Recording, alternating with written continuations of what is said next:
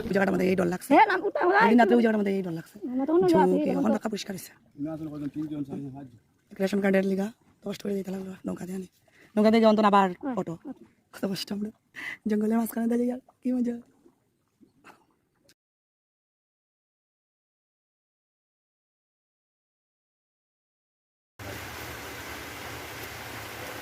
বৃষ্টি পড়ছে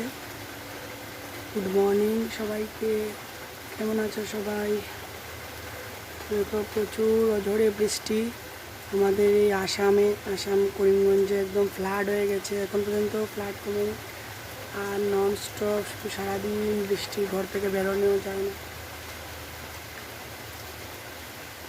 খুব বৃষ্টি হচ্ছে